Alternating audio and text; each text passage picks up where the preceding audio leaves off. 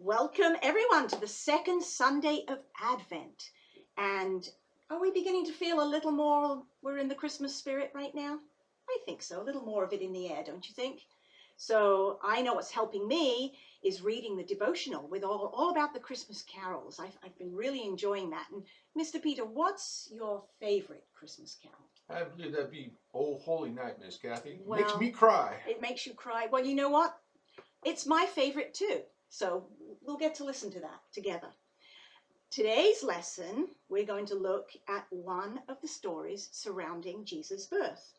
And you get one guess based on what Mr. Peter is wearing, what that story is.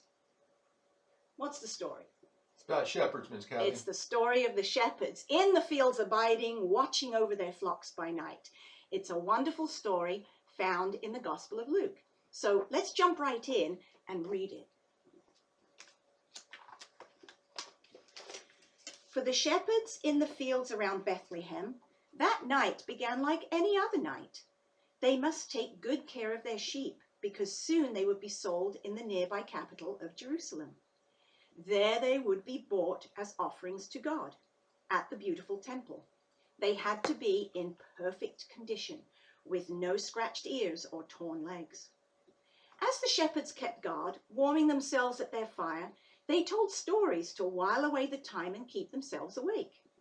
Suddenly, the quiet night sky was a blaze of light, and the glorious shining figure of an angel bent over them. The shepherds were terrified, but the angel said, "Don't be frightened. I have come with good news for you. It will bring joy to the whole world.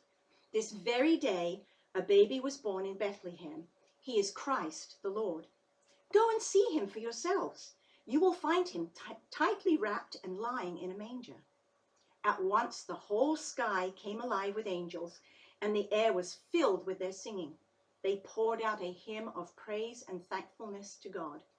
"Glory to God in the highest," they sang. "Peace on earth to those with whom God is pleased."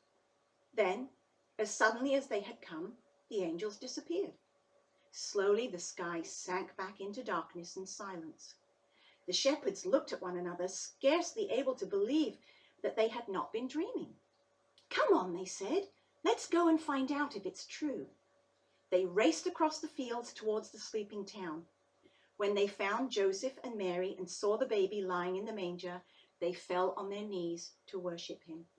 Then they told Joseph and Mary all that had happened and the message that the angel had brought to them. Mary said nothing, but she thought hard about the wonderful things that had been said about her little son.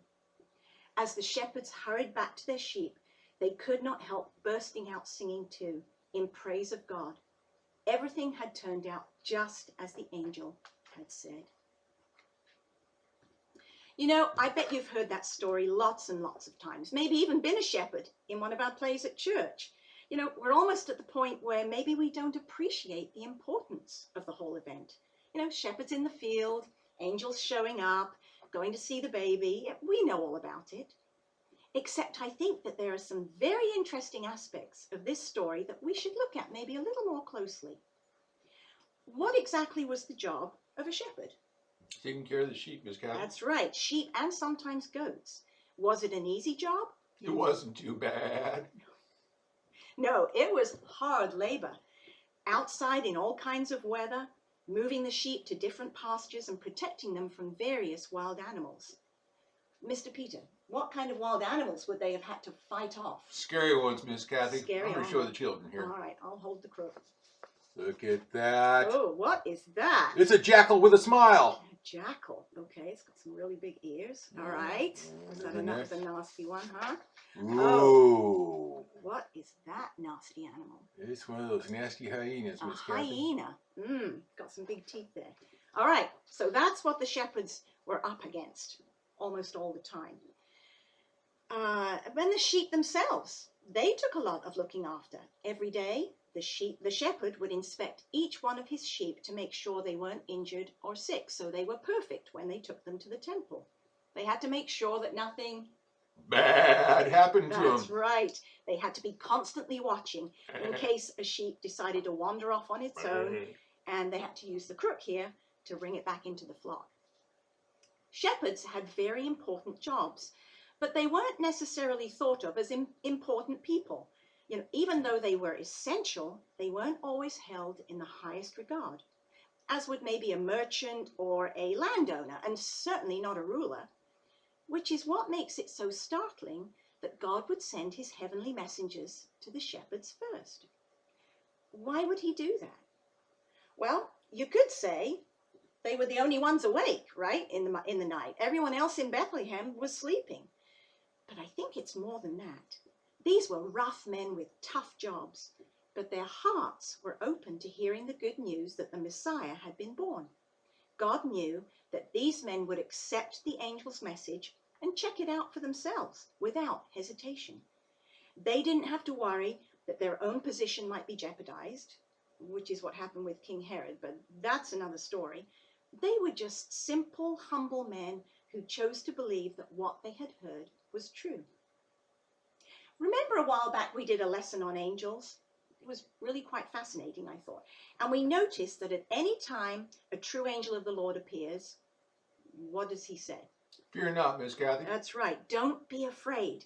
And we see it in this story too. It's the first thing the angel says because he knows how fantastic he looks and how frightening he must appear to the shepherds who have never seen anything like him before. And then the whole sky is lit up with a host of angels. I wonder what it would have been like for them to be given the job of proclaiming to the world that the longed-for Christ had arrived. It's pretty exciting, don't you think? I mean, can you imagine them in heaven going, us? We get to do that? That's awesome. And have you ever wondered what the sheep's reaction was to all of this going on? Were they scared? Did they scatter? The Bible doesn't tell us that the shepherds had to round them up before heading into Bethlehem, did they? Maybe they were somehow calm.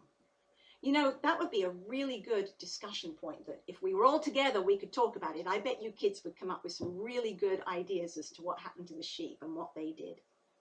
All right, let's go back to the shepherds. We aren't told any of their names, and they're not mentioned again in the whole of the New Testament. But do you think their lives were changed forever by this? A wonderful story they told their families, their children, their grandchildren. And maybe some of them were still alive when Jesus started his ministry 30 years later, and they recognized that he was the child they had gone to see. They knew back then that he was special. They fell on their knees and worshipped him, and now they were actually seeing the Messiah in action, and the angel's words come true. Mr. Peter, can you think of any other shepherds in the Bible? I can think of one. Who is that, Miss Kathy? Abraham. Yeah. Okay, you got any? Yeah, I believe it would be King David as a child. King David, and anybody else? Moses. That's right, yes, three very well-known people. Moses. Yeah, and they were all shepherds. The oldest, Abraham, he had many flocks and herds, and he was not only a shepherd to them, but also to the people around him. God told him he would make him into a great nation, and many people would be blessed by him. And next we have Moses, right? When Moses left Egypt as a young man, he went to the land of Midian, and there he spent many years working as a shepherd. It was great training for him because he, of course, went on to shepherd the Israelites out of Egypt and throughout their wandering of 40 years in the desert. All right, and thirdly, we have King David. See, the first time we meet David, he's coming in from the fields after tending the sheep. God again had given him training in looking after and protecting a flock, and he was able to put that training into practice when he became the king of Israel and had a whole nation to look after. But who is the greatest and best shepherd of all? That'd be Jesus, Miss Kathy. Jesus, of course. And I think that's another reason why God chose to declare the birth of his son to lowly shepherds out in the fields. Jesus called himself the Good Shepherd, who would always take care of his flock. And who's his flock? That'd be us. It's us, that's right. He always takes care of us. Jesus told the parable of the shepherd who went after the one lost sheep, leaving the 99 behind. He taught about being the gate to the sheep pen. The only way in was through him. He warned about false shepherds who would pretend to watch over the flock, but would leave at the first sight of danger. He told the people of Israel and us that his sheep know his voice and follow him. And that's actually true of sheep. Did you know that they will only follow the voice of their shepherd? If you or I would try to call them, they totally ignore us. The picture we have is of a true shepherd who is someone loving, caring, protective, and who will never leave us on our own. Jesus knew that the people of that time would be able to understand exactly what he was telling them. And by reading the Bible and learning about Jesus, we can understand that also. He is the promised shepherd. So this year, when you read or hear the shepherd's story, think about it being shepherds going to welcome the good shepherd into the world. And they left singing thanks and praises to God for such a gift. All right.